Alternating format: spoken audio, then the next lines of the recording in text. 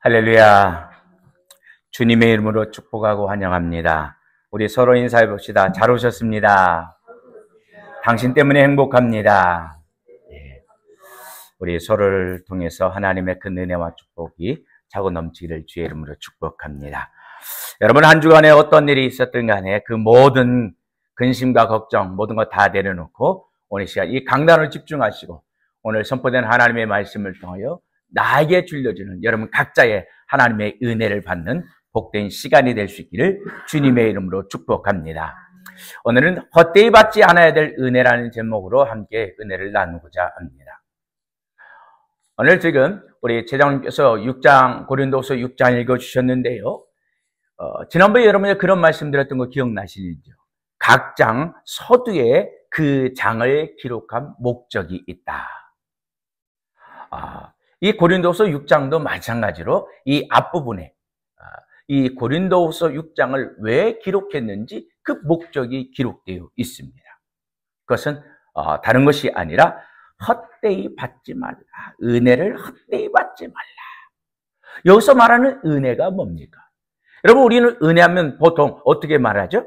값없이 주시는 하나님의 선물이에요. 그렇다면 여기서 말하는 값없이 주시는 하나님의 선물이 구체적으로 무엇을 말하고 있냐는 것입니다.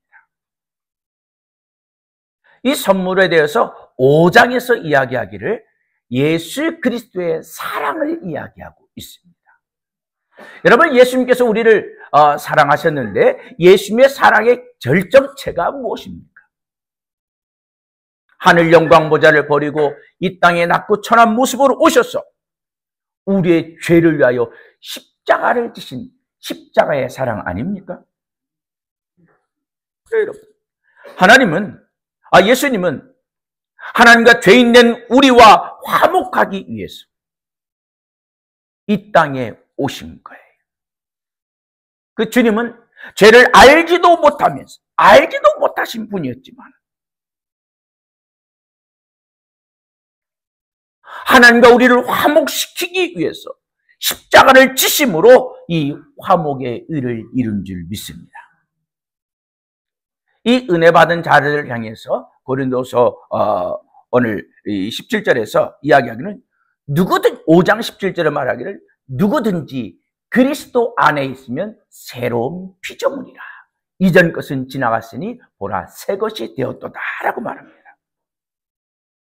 그렇다면 그리스도 안에서 새로운 피조물이 되었다고 선언하는데 새로운 피조물로 다시 태어났다는 것이 어떤 의미를 가지고 있습니까?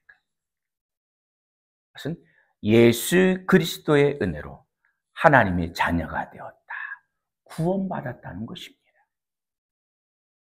그런데 오늘 본문에서 사도 바울은 하나님께 받은 이 은혜를 헛되이 받지 말라고 하고 있어요. 여러분, 이 고린도서에 이 수신자가 누굽니까? 이 고린도 교회에 지금 사도 바울이 보낸 거잖아요. 그렇다면 이 하나님의 은혜를 헛되이 받지 말라는 이 대상이 고린도 교회 성도리라는 것을 우리가 알 수가 있습니다. 예수를 모르는 불신자들에게 보낸 편지가 아니라 예수를 나의 구주로 믿고 하나님의 자녀가 되어서 하나님의 뜻대로 살아가려고 하는 그들에게 보낸 말씀이라는 거예요. 그런데 그들에게 하나님의 은혜를 헛되이 받지 말라고 말하고 있습니다. 그러니까 지금 이 고린도 교회 안에는 예수를 나의 구주로 영접하고 하나님을 아버지로 믿고 섬기는 그러한 믿음의 사람들 가운데서 이 큰 하나님의 은혜를 받고도 구원을 받고도 이 은혜를, 이 구원을 헛되이 받은 자들이 있었다는 거예요. 여러분, 여기서 사도 바울이 헛되이 은혜를 받았다, 구원을 헛되이 받지 말라는 이 말은 구원받은 자의 삶에 관한 내용입니다. 하나님께서 우리에게 주신 은혜에 대해서 본질에서 벗어나지 말라. 받은 것을 엉뚱한 데 사용하지 말라는 거예요.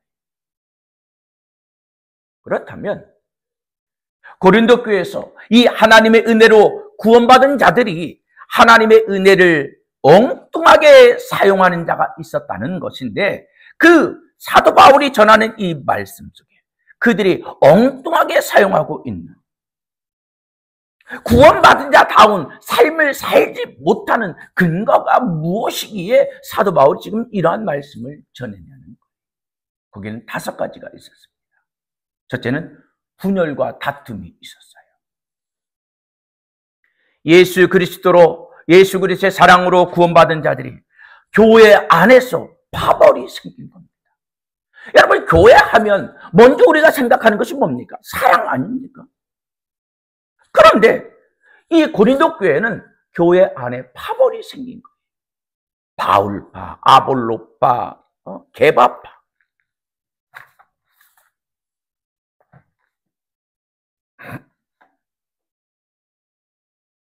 예수 그리스도의 사랑을 받은 이들이 교회 안에서 서로 자기 파가 아니면은 상대 다른 파를 인정치 않는 거예요. 우리 파가 이 바울에 속한 자들이 최고인 거고, 아볼로파에 속한 자는 아볼로가 최고인 거고, 게바에 속한 자는 게바가 최고인 거예요.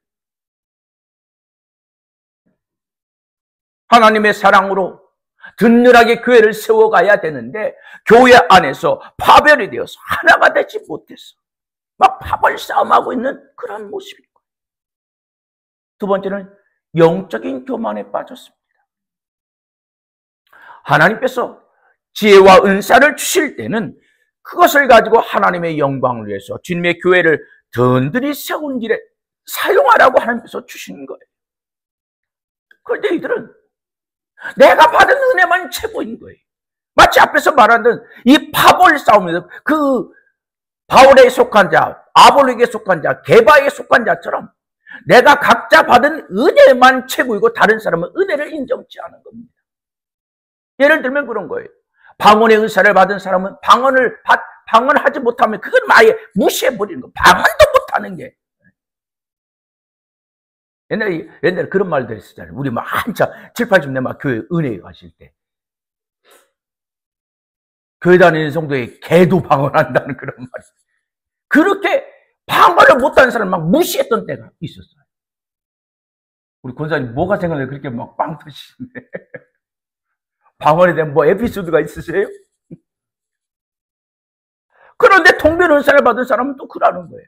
야, 알아듣지도 못한 뱅바지 말, 1시간, 2시간, 3시간 뭐 그렇게 기도하면 뭐하냐? 내가 통변해주지 않으면 니들 아무리 많이 방언을 기도해도 무슨 뜻인지 모르고 그냥 주절주절거리고 끝나는 거야. 통변 은사가 최고야. 신의 은사는 어떻습니까? 야, 방언이고 통변이고 그거 다 소용없어. 내가 기도하면은 병자들이 벌떡벌떡 일어나. 다른 표적이 있어. 니들 방언한다고 뭐 표적이 있어. 신의 은사를 통변한다고 무슨 은사가 있어. 나는 기도하면 하나님께서 나와 함께해서 막 환자들이 벌떡벌떡 일어나. 이래도 니들 은사가 최고야.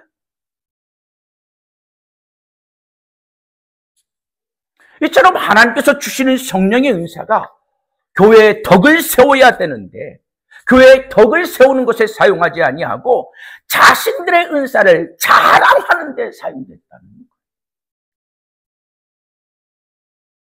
지금 이들은 주님께서 주신 세속적인 이 은사를 어떤 세상의 세속적인 가치관에 따라서 판단을 하고 하나님보다 인간의 지혜를 더 중시하는 그러한 태도를 보이고 있었던 거예요. 또 세 번째는 성적인 부도덕입니다. 여러분, 항구도시라는 것이 이 성적으로 문란하잖아요.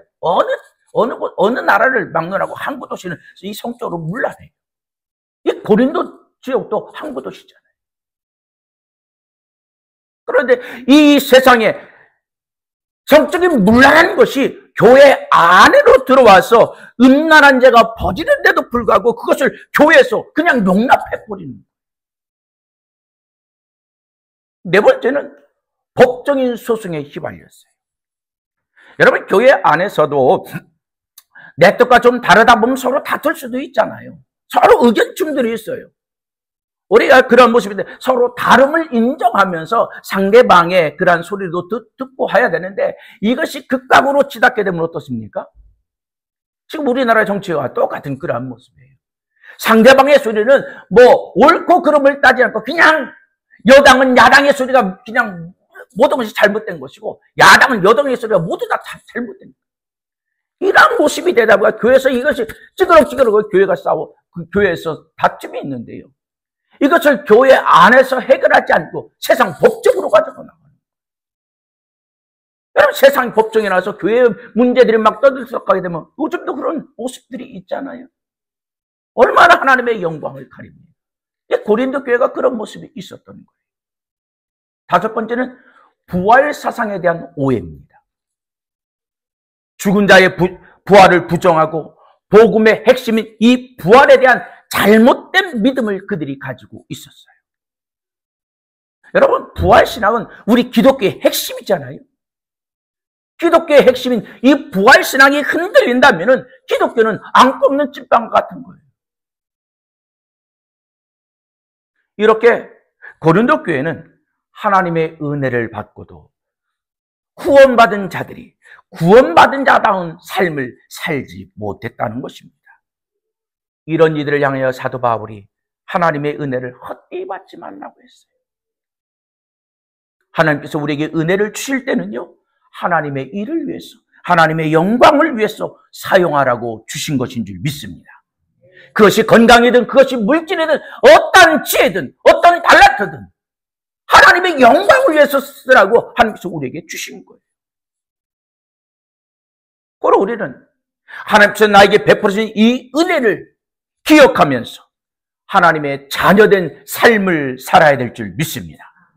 나 같은 죄인을 살리신 그 하나님의 은혜를 감사하고 죄인 중 괴세했던 나를 구하여 하나님의 자녀로 삼아준 것을 감사하고 지난날 나에게 베풀었던 그 하나님의 은혜를 기억하면서 복음을 전했던 이 사도 바울과 같이 하나님의 자녀로서의 삶을 살아가야 될 줄 믿습니다. 어떤 목사님이 복음을 막 전하니까 성도들이 야 우리 목사님 최고야. 복음을 전하니까 막 목사님 그날은 막 목사님 최고로 얘기했어요. 근데 그 다음 주에는 목사님이 착하게 살아라 선하게 살아라 하니까 우리 목사님 어떻게 복음을 전하지 않고 착하게 저런 말씀을 해. 세상 사람들까지 착하게 살으라고 해. 여러분 우리가 복음을 전하는 거 중요하죠. 그런데요 나의 삶이 엉망진창인 그런 삶을 살면서 사람들에게 인정받지 못한다면 내가 복음을 아무리 전한다 할지라도 그 복음은 사도 고린도서에는 뭐라고 합니까? 울리는 꽹과리와 징과 같다는 거예요. 그래서 착하게 살아야 된다는 그 말은 하나님의 자녀다운 삶을 살으라는 그 말씀을 목사님이 전하고 싶었던 거예요. 그래요 여러분 우리가 예수를 믿는다고 하면서 우리의 삶 속에 예수 믿는 자의 모습이 있어야 될 줄 믿습니다. 은혜 받은 자들의 모습이 보이지 않는다면 그를 향해서 사도 바울은 오늘 은혜를 헛되이 받은 자라고 말씀하고 있는 거예요. 그래서 사도 바울이 내가 은혜를 베풀 때 너에게 듣고 구원의 날에 너를 도왔다. 여러분 내가 여기서 내가 은혜 베풀 때라는 것은 어떤 때를 말하는 거냐면 이런 거예요. 내가 원하는 것, 내가 원하는 것을 받는 것을 말하는 것이 아닙니다. 하나님께서 주시는 것을 받는 것, 그것이 어떤 것이든 하나님께서 주신 것을 아멘으로 받는 것을 말하는 거예요. 여러분 미우라 아구아가 누군지 아시는지? 이름을 들으면 여러분들이 모르는 분이 많을 것 같아요. 그런데 빙점이라는 책은 아시지요? 예. 이 미우라 아구아가 빙점이라는 책의 저자인데요. 그녀가 골수암을 앓았다고 합니다. 이 골수암을 앓았다가 이 미우라 아구아가 그런 말을 했어요. 내가 아파 보니까 못할 기도가 없고 못 들을 말이 없고 못할 찬양이 없더라. 내가 겪어보니까 기도하지 않을 수가 없고 못할 기도가 없다는 것입니다. 그런가 하면 전 문화부 장관이었던 도정환 씨가 그런 글을 썼습니다. 젖지 않는 꽃 젖음으로 아름답고, 흔들리지 않는 꽃이 없고 젖지 않는 꽃이 없다. 흔들림으로 가지가 튼튼해지고 젖음으로 가지가 튼튼해져서 아름다운 꽃이 되었다. 그래서 인생은 흔들리지 않는 인생이 없고 젖지 않는 꽃이 없다. 그래요, 여러분. 당장 우리에게 있는 것은 고통이지만 그 고통을 아름다운 꽃을 피우게 하는 과정이라는 것인 줄 믿으시길 바랍니다. 이처럼 고통은 때로는 하나님의 은혜의 시간입니다. 여러분, 이스라엘 백성들이 애굽에 43년 동안 내려간 것이 하나님께서 그들을 미워서 내려보낸 것이 아니었다는 거예요. 하나님께서 그들을 애굽에 430년 동안 내려보내야 했던 것은 200만이 넘는 나라를, 민족을 세울 수 있기 때문에, 애굽으로 가야만이 그 하나님의 뜻을 이룰 수 있기 때문에 민족을 확장해서 애굽에서 나오게 하기 위해서 애굽으로 내려보냈다는 것입니다. 그리고 하나님의 때가 되니까 다시 불러내신 거예요. 그래서 하나님께는 피할 길을 주시고 이길 만한 힘도 주시는 줄 믿습니다. 사랑하는 성도 여러분, 내가 원하는 것을 말하지 말고 우리 하나님이 베풀 때를 받아야 될 줄 믿습니다. 너는 듣고 구원의 날에 너를 도왔다 하였으니 베풀 때 받는 사람이 하나님의 도움을 받는 것을 안다는 거예요. 하나님께서 베풀 때 그것을 받으려면 이것이 하나님의 도움이었구나 하는 것을 아는데, 하나님께서 베푸는데 그것을 나무라고 받지 않으면 그것이 하나님의 은혜인 것을 모른다는 겁니다. 그래요, 여러분. 하나님의 은혜가 되는 것은 하나님께서 베풀 때 받아들여야 될 줄 믿습니다. 그래서 사도 바울이 지금 본문에서 그러는 거예요. 보라, 지금이 은혜 받을 만한 때요. 사랑하는 성도 여러분, 주님의 일을 하면서 힘들고 어려울 때 있죠. 불편할 때가 있죠. 그래서 원망이 나올 때가 있어요.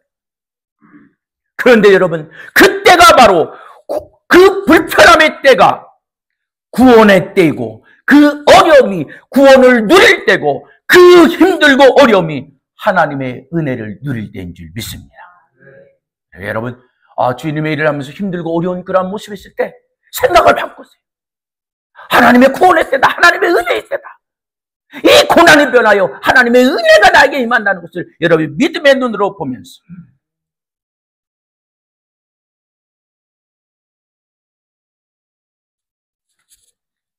하나님의 인도하심에, 하나님의 말씀에 아멘으로 순종하는 성도 여러분들이 되시기를 바랍니다. 그래, 여러분, 하나님의 은혜를 깨달았다면 하나님의 은혜에 순종하는 삶을 살아야 됩니다. 그 은혜에 대한 응답이 있어야 된다는 거예요. 하나님의 은혜를 헛되이 받지 않는다는 것은 그냥 감사합니다만 그 감사에만 머물러 있는 것이 아니에요. 순종으로, 행동으로 옮겨야 될 줄 믿습니다. 그래요, 여러분. 순종한다는 것은 하나님의 일에 동참하는 구체적인 행동이 뒤따라야 되는 거예요. 여러분, 창세기 6장 8절에 보면 그러나 노아는 하나님의 은혜를 입었다라는 말씀이 있습니다. 하나님께서 세상을 물로 심판하실 때 하나님의 은혜를 입었던 노아에게 하나님께서 그 비밀을 가르쳐주고 방주를 지을 것을 말씀하셨어요.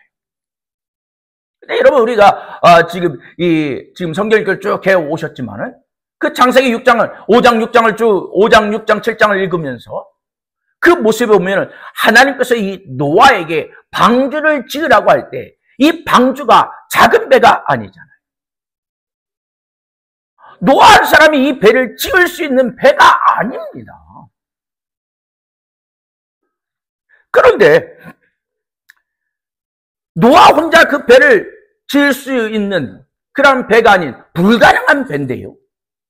그런 배를 짓는 것으로 끝나지 않고 하나님께서 그 배 안에 각종 동물과 공중의 새를 종류대로 다 실어서 그 씨를 유전하라는 거예요. 세상이 약하여 하나님께서 세상을 심판하실 때 하나님께서 나의 의로움을 보시고 그 비결을 비밀을 알려주셔서 장례를 준비할 수 있도록 하시는 것 하나님의 은혜죠. 그런데요, 아무리 큰 은혜라 할지라도 내가 감당할 수 없다면 그것이 은혜일까요? 그것이 축복일까요? 그것은 짐이 되는 거예요. 하나님 노아에게 물로서 세상을 심판할 것을 말씀하시면서 그 심판을 대비하기 위해서 방주를 지으라고 하시면서 그 설계도면을 주십니다. 그리고 그 방주를 지을 때 다른 제목, 다른 거 쓰지 말고 고페르 나무만을 쓰라는 거예요. 여러분, 하나님께서 모세에게 지랄했던 그 방주 크기가 얼마나 합니까? 축구장 크기만 하는 거예요. 엄청나게 큰 배입니다. 그 나무를, 고페르 나무만을 가지고 지으라는 거예요. 여러분, 노아 한 사람이 이 큰 배를 고페르 나무만을 가지고 짓는다는 것, 그 말씀에 순종할 수 있는 그런 말씀인가요? 순종하기 쉬운 말씀이에요? 마치 오늘날로 비교해보면 그렇다 말할 수 있는. 우리 최 장로님에게, 지금 세무설만 했던 분에게, 우리 장로님에게 아파트 빌딩을 지라는 거예요. 50층 아파트를 지라고 하는 거예요. 장로님 순종할 수 있겠어요? 지금 그런 상황인 겁니다.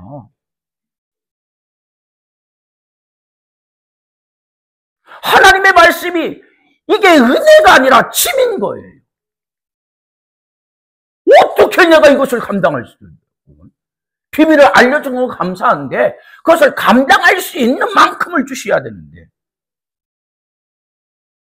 그런데 여러분, 우리 하나님은 은혜를 주실 때는요, 감당할 수 있는 힘도 주시는 하나님인 것을 믿으시길 바랍니다. 그래요, 여러분. 때로는 하나님의 일을 할 때 나에게 주신 십자가가 너무 무겁고 힘들어서 내팽겨 싶고 떠나고 싶은 그런 마음도 들 때가 있을 수도 있습니다. 여러분 같으면 그런 거예요. 여러분, 음식을 잘하는 사람은요, 음식하는 것을 좋아하죠. 그런데 이런 사람 20명, 30명분을 시켜도 재밌게 하는 거예요. 우리 오늘 최영훈 집사님께서 음식 담당하셨는데요. 지난주에 제주도에 가서 힘들게 일하고 막 너무 지쳐서 첫 주일 예배도 못 나왔어요. 그러고 나서 지지난주를 하고 지난주는 완전히 또 풀로 계속 일을 했어요. 몸이 회복되지 않는데 이번 주 식사 당번을 한다고 그래서 걱정해서 전화를 했어요. 집사님, 어떻게 오늘 내일 식사 준비하는데 할 수 있냐고 했더니, 목사님 다 해놨대요. 재미있대. 즐겁다는 거예요. 그런데 여러분, 반대로 나는 음식을 잘 할 줄 몰라. 우리 식구도 한두 사람 그걸 겨우 해먹었는데 20, 30명 식사분을 나에게 하라고 시켰을 때 여러분, 이 사람에게 이거는 엄청난 큰 짐입니다. 안 그래요? 내가 좋아하는 것을 하면은 그것이 어떤 것은 재밌고 즐거운데 내가 하지 못하는 것을 누군가의 억지로 하라고 하면 그것은 엄청난 짐으로 다가오는 거예요. 또 교회의 청소도 마찬가지예요. 몸이 건강한 분은 나에게 주어진 거 무엇을 하든 상관이 없어. 하나님의 몸된 성전을 내가 돌본다는 것에 그것이 감사하고 은혜가 돼.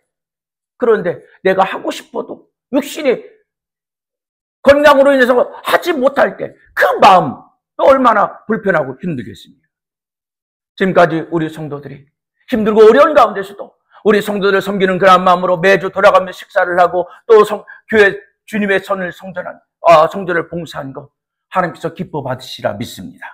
금년 한 해도 하나님께서 우리에게 주신 그러한 사명들, 이것이 나의 짐이다 생각하지 말고 하나님의 은혜를 경험할 하나님의 귀한 축복의 통로가 된다는 것을 여러분들이 기억하면서 우리 서로 감당할 수 있는 은혜가 있기를 바랍니다. 여러분, 억지로 진 십자가도 하나님의 은혜가 됐잖아요. 구릴에 선한 시몬이 그가 예수님의 십자가를 대신 지고 싶어서 졌던 겁니까? 아니잖아요. 지방에서 돌아오는데 예수님의 십자가를 지고 가는 그 행렬 속에 예수님이 너무 지쳐서 힘들어하니까 이 예수를 그 시간대에 그 골고다까지 갈 수 없으니까 로마 병들들이 그 많은 군중 가운데서 이것을 대신 질 사람을 찾다 보니까 다른 사람보다 등치가 크고 목이 하나 더 있어 보이는 그런 구레네 사람이 보이는 거예요. 너 일로 와, 이거 줘. 평상시에 내가 등치가 좋고 뭐 그런 외적인 모습이 좋은 거? 우리 부모님 나에게 좋은 유전자를 줘서 이렇게 크고 많은 사람들이 부러워한다고 생각했는데 그 때문에 왜 나를 이렇게 크게 태어나서 나는 예수님의 눈에 띄어서 이렇게 됐냐고 원망할 수 있지 않았겠습니까? 억지로 줬어요. 그런데요, 그가 억지로 지었지만 하나님은 그에게 어떻게 했습니까? 억지로 진 십자가였지만 하나님의 그의 가문을 믿음의 명가로 세우신 줄 믿습니다. 우리 젊은 집사님들 식사를 준비하다 보면 준비해서 오는 거면 얼마나 감사한지 몰라. 젊어서 그런 많은 분들의 식사를 준비하는 것이 쉽지가 않을 텐데 매주 돌아가면서 그 자신에게 주어진 그 시간들을 잘 섬기고 또 만난 것으로 또 별미로 해오는 그런 모습을 보면서 저는 얼마나 맛있게 먹고 얼마나 감사하고 또 그분들을 위해서 기도하는 줄 모릅니다. 여러분, 우리가 주님의 일을 할 때 때로는 그것이 무거운 짐이 되어 나에게 짐들을 때도 있을 수 있습니다.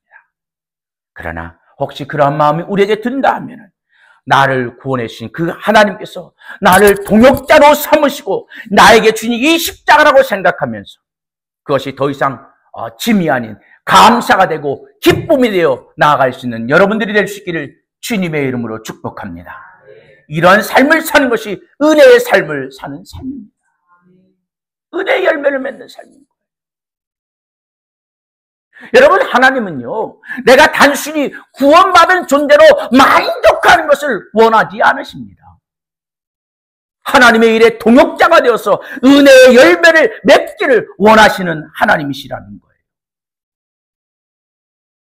오늘 사도 바울이 하나님의 은혜를 헛되이 받지 말라는 말씀은 하나님께서 기뻐하시는 열매를 맺는 삶을 살라는 거예요. 하나님의 은혜로 구원받아서 주 안에서 그 행복을 누렸으면 그 행복을 나눠주며 그 행복을 베풀며 하나님의 영광을 드러내는 열매의 삶을 살라는 것입니다. 여러분, 그런데요, 은혜의 열매를 맺는 삶은 내 힘과 내 능력으로 할 수가 있는 것이 아닙니다. 내 힘으로 내 능력으로 일어날 수가 있어요. 그러나 그러한 헌신과 그러한 충성과 그러한 봉사는 한계가 있습니다. 처음에는 내 힘으로 누가 알아듣든 않든 내가 열심히 하지 뭐 나는 다른 사람 시선 나는 상관치 않아 열심히 합니다.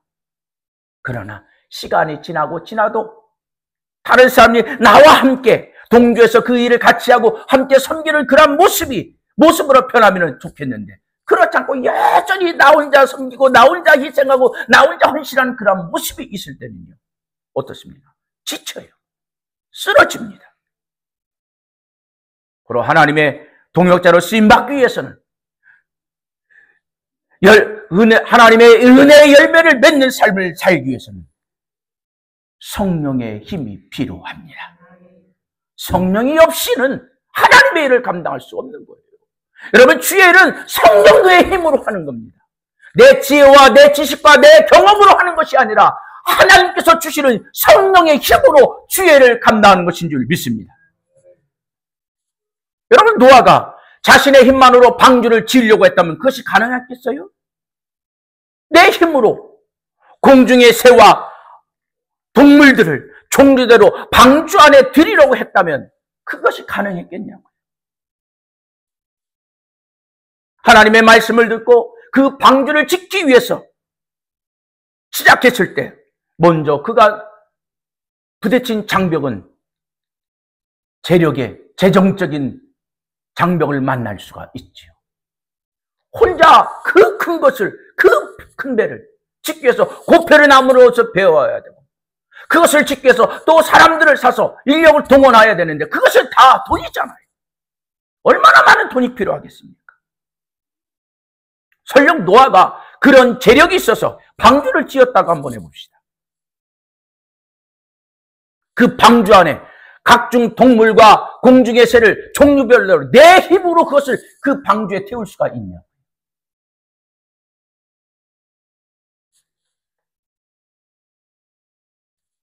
그 어느 것 하나도 내 힘으로 가능한 것이 없었습니다.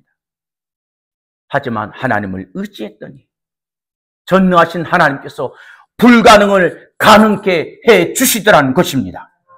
여러분, 여러분이 믿는 하나님은 전능하신 하나님이십니다.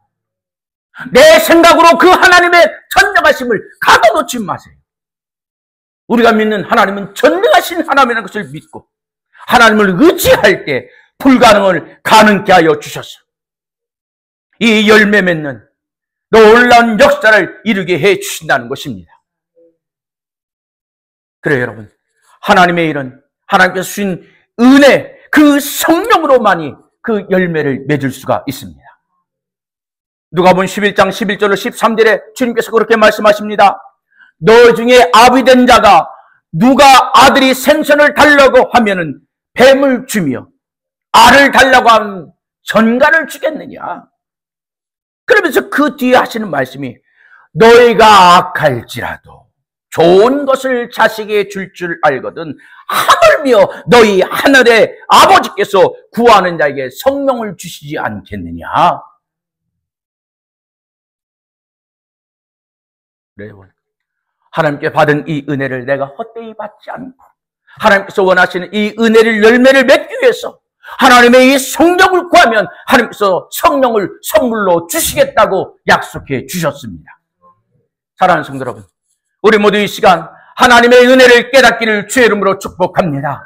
깨닫는 그 하나님의 말씀대로 순종하기를 주님의 이름으로 축복합니다. 순종할 때 은혜의 열매를 맺는 성도가 되어서 하나님의 기쁨이 되는 2025년도 그러므로 한 해를 살아가면서 하나님의 인도하심을 받는 새해가 될 수 있기를 주님의 이름으로 축복합니다. 우리는 주님 안에서 새 생명 얻은 자들입니다. 이제 새로운 피조물이 되어서 하나님께서 기뻐하시는 믿음의 삶을 살아가야 될 줄 믿습니다.